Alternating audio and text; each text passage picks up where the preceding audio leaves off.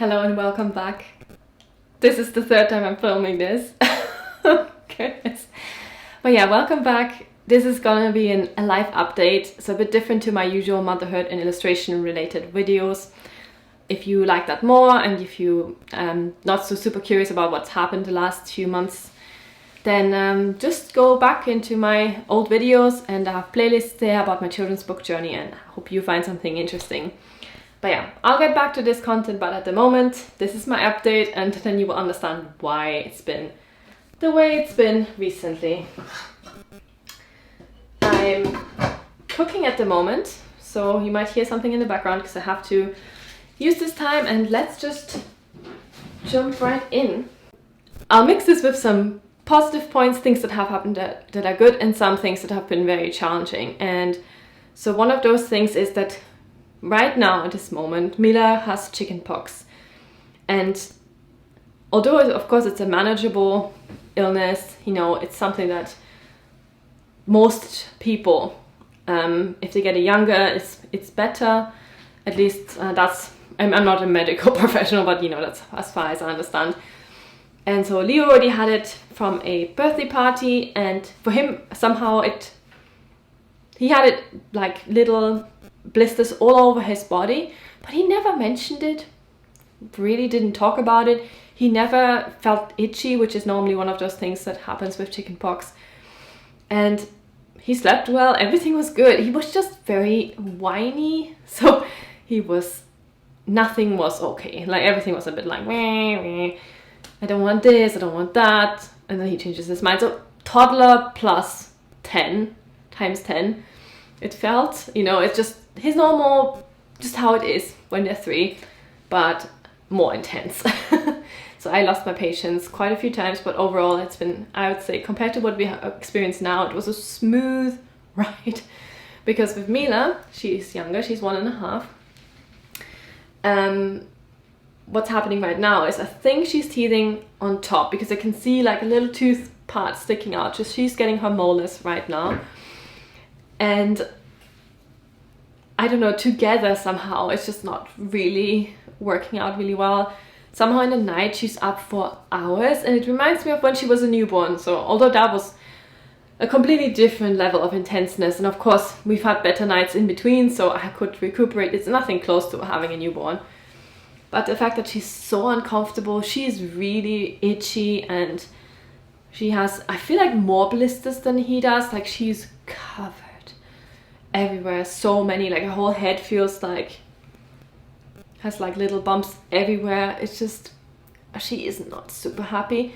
During the day she's kind of okay, but in the night it's just when it starts to get really rough, and she's kind of in and out of sleep. We've tried painkillers and you know, creams, and it's just one of those things I think you just have to wait out. And I was already prepared a little bit that it's might be worse, because my friend, where we actually got the whole thing from, said that her little one, the younger, the baby, actually had it much worse than the toddler. So yeah, we were kind of prepared, but not really. Anyway, the thing is that it happened on Saturday evening. I saw one little blister.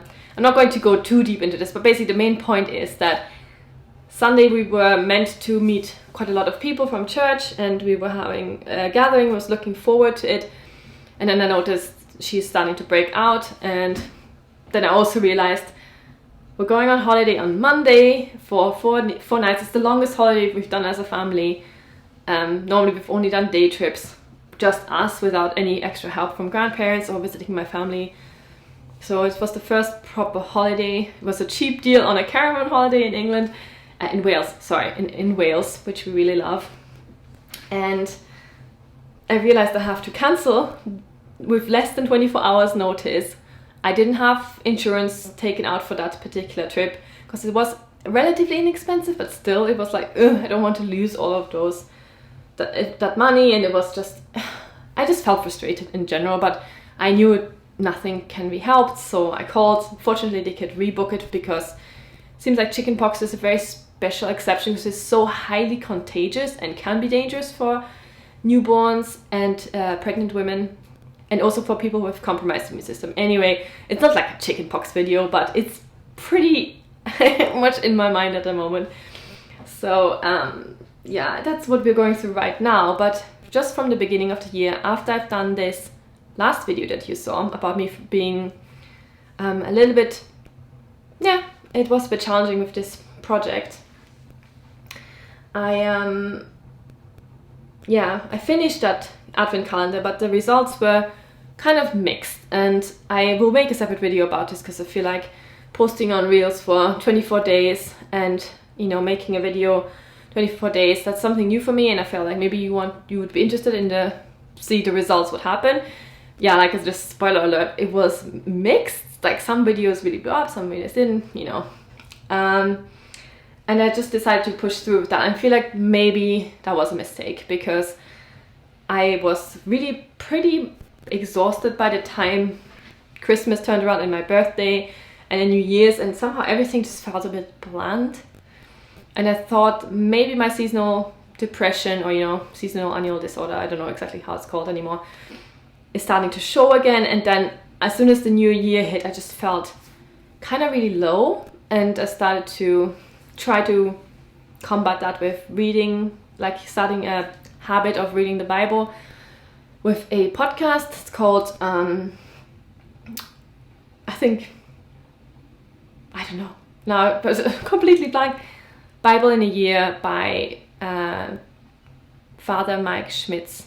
Yes, I think it's a podcast on Spotify. I'll link it below in case you're interested. And yeah, I'm trying to reconnect a bit more with my faith, especially with the faith of my grandparents, because I wasn't raised as a Christian in my own family, but because we lived in a very Christian country, I just went to, you know, religious education classes, Protestant and Catholic, for many, many years. And it's just part of my life and culture in some way. And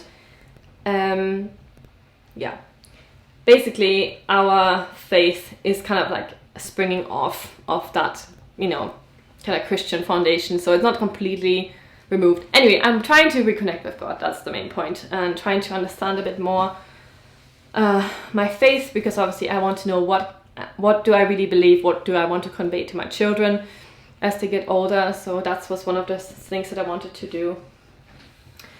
And what else? Yeah, so that was a very positive thing that I did. However, I just felt like with my audio, as the way I'm filming at the moment and the amount of effort it was, I just felt like I kind of messed up the last few months. It was really difficult to hear. I mean, I watched my old videos on the computer and suddenly I could hear so much noise that I didn't hear when I was re-watching things on my phone. And I just felt like it's not worth making videos like this. So I finally managed to get my microphone, this VideoMic Pro that I had for ages and just couldn't get it working somehow. I bought an original Apple adapter for my phone and now it's actually working, so that's cool. Anyway, so a new setup, and now I'm more motivated to film. But yeah, what happened? Yeah, it's just kind of a bit of a low start, more reflective, and I thought that's fine.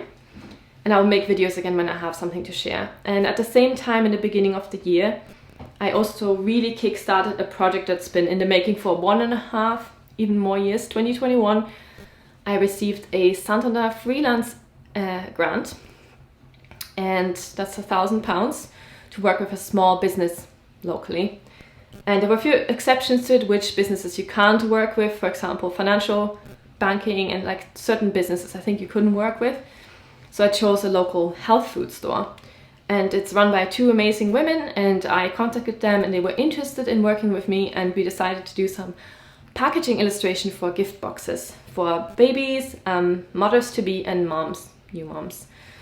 And so I was meant to do 3 illustrations in a relatively simple style, I thought.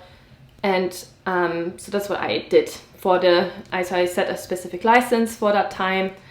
And yeah, but I was kind of stuck because at the same time, when I started initiating that project, I was already very pregnant. And then Mila came earlier, but they already knew this and it wasn't an urgent project for them. So I knew that at some point I will come back and get back to this. But because it's been over a year, I started to feel really bad and just thought like, okay, I mean, clearly they've not got in touch with me. this is my own timeline, but I really want to get this finished because I got paid for the project by Santander, but I didn't finish it yet because I was on maternity leave. So a bit of a strange kind of scenario where you got paid up front more than a year ago and now you're doing the work. So I had a few ideas from the year before, but again, maybe I should just make a different video about this.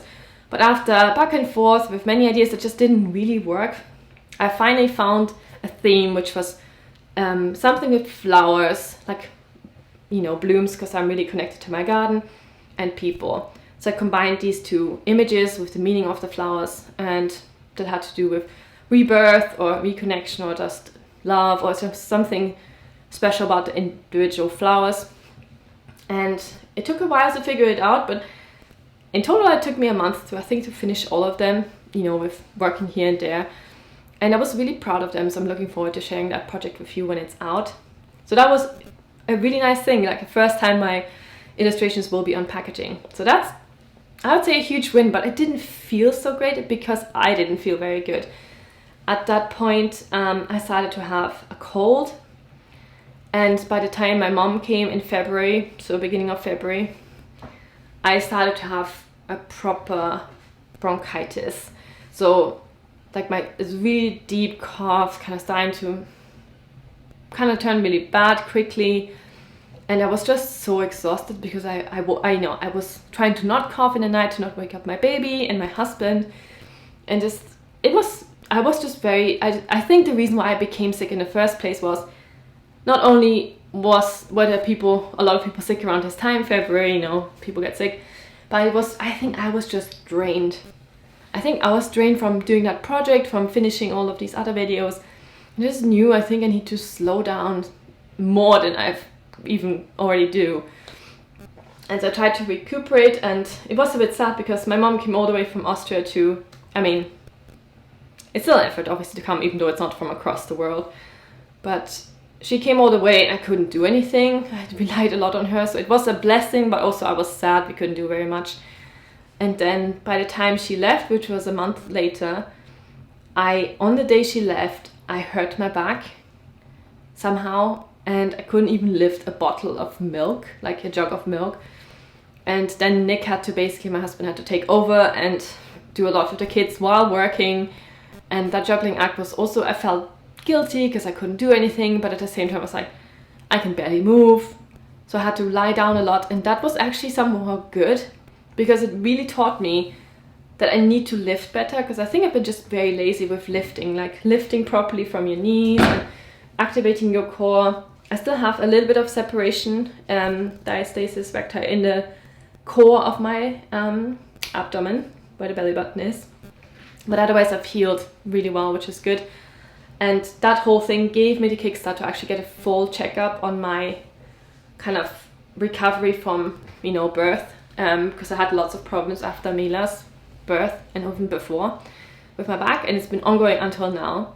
But interestingly, after I had this checkup, I knew exactly what was up, where I'm at with prolapse levels, and like this was a full checkup by a, you know, very specialized physio, which was amazing. I'm so grateful I could do this.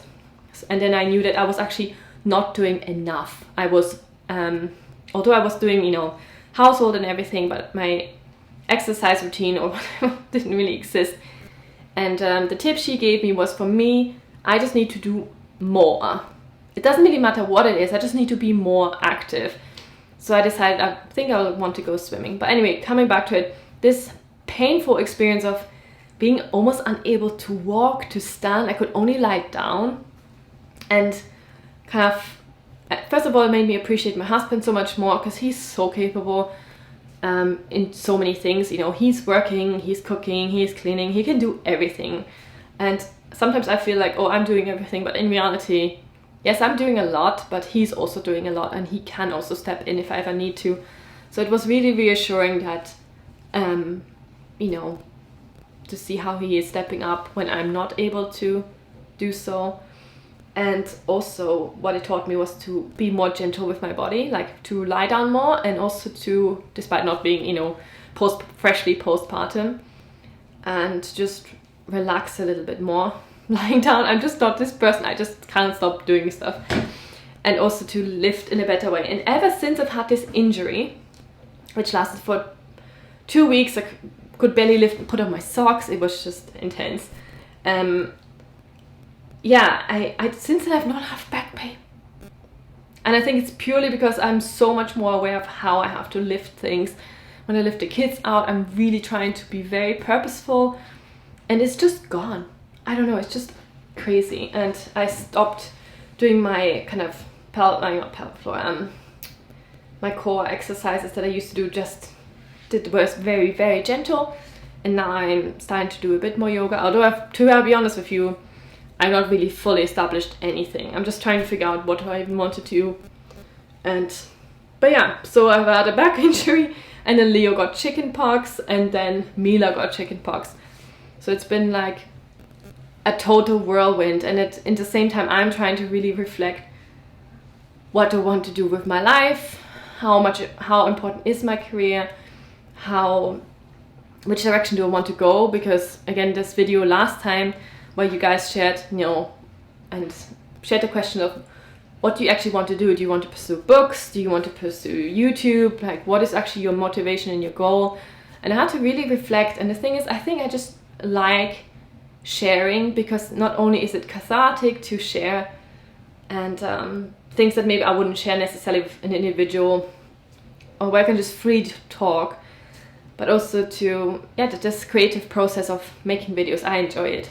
And at the same time, my books, to believe that there will be maybe a better time for them. At the moment, it's just, I can work at them slowly, and that's what I think I will continue to do. But books are, I feel like my books need a bit more love, and I don't think I can give them that at the moment. I have lots of ideas for stories, and I still want to submit to a literary agent, despite being scared that I will get a yes, and then I suddenly don't have the energy or time to do it. Because there's one thing of getting what you want, but then not being able to actually enjoy it, right? Has this ever happened to you, that actually suddenly you got a yes for something you really wanted, but actually it wasn't really the right time? That happened to me so many times in the last few years. And I think I just need to think that my children are very small, and yes, there are many people who can do work and kids and everything on top, but I just see myself crumbling. The beginning of the year really showed me that I'm doing too much. Maybe even just in my mind, I'm grinding myself down over things that don't even exist yet. And yeah, the fact that now spring is happening, I just feel more alive. But at the same time, there's no need to rush. I want to enjoy having those books out. I want to enjoy doing them. And so I think gently filming my process without any huge expectation is what I'm going to do. And it's been taking a lot of reflection. And I have to say that one way I've been reflecting is just doing voice recordings, because I can't even be bothered sometimes. I don't have the energy to write things down. And just talk like a prayer, or like you would talk to a friend, and then kind of re-listen and think, what is it really truly that I want? What is it that maybe holds me back? It's almost like self-therapy somehow. Just hearing what is even in my mind. It's just so busy at the moment. And yeah, so soup is almost ready, and I feel just extremely grateful that I could share this with you. I will probably re-listen to this and think like, what on earth did I say? Blah, blah, blah. But it's just nice to catch up again. I still exist. I'm still doing some creative work. My goal, I think, is to do some greeting cards this year, or bring out some new prints. But again, it doesn't have to be right now at the beginning of the year. There might be a better time. And otherwise, plans for this year are just to visit my family in Austria, and maybe to go to Vienna for a few days, and that's pretty much it. And everything else, our holiday was, see, you can't really hold on to plans too much, which I find difficult. Once I have a plan, I want to execute it. But yeah, that holiday that I planned, it didn't work out. There's a huge list of things that I was going to pack and prepare, and then the day before we realized we can't go. And throughout this whole time, I felt just extremely blessed, because things, although they did happen and they were kind of annoying and negative, they always had something positive related to it. For example, I'm so grateful that Mila broke up with chickenpox the day before we went on holiday and not during the holiday, because that would have, first of all, I don't know, contaminated this space. We would have maybe put other people in danger, because again, it's highly contagious, and glad that we didn't make all this effort to go and then we just have to come back. We didn't put anyone under threat. And also to, although I did write this whole list, I can take a picture of it and do it, start packing again next time. And again, my back injury, yes, it was painful, but it prompted me to finally get this specific physio and this pelvic floor specialist and female health specialist, finally visit her and get that sorted and know exactly where I'm at, so I can restart my exercise routine, just be more active and alive. and also it showed me how capable my husband is, so if anything ever happens, I know I can lean on him. It's just sometimes these things you can forget, depending on, maybe I was forgetting. And yes, I am very precious and I do a lot, but if I can't, then it's okay, and I need to step back a little bit on some things that I'm doing. So yeah, and of course, yeah, I mean, this amazing thing of having written my first license agreement, which I will talk about in this other video, and how it was to create those illustrations and communicate, just was a special process. And now talking about it, everything feels kind of light, but I tell you, when I was in the thick of it, sometimes it doesn't feel so light. And that's why going through the Bible and hearing that Father Mike's reflections and thoughts on it, believing that there's a beautiful divine being, God, that is actually there for us and supports us. And that's what I truly felt. I felt so much love throughout all of these challenging times. And yeah, I don't know, if anything, it brought me maybe closer to God. I feel like I was seeking him out more. And even if you don't believe in spiritual things, I still hope you feel welcome in this space. And yeah, I'm looking forward to sharing more illustration related and motherhood related things. And this was kind of like a mix. So thank you. It was a long one. I hope to see you next time, and bye.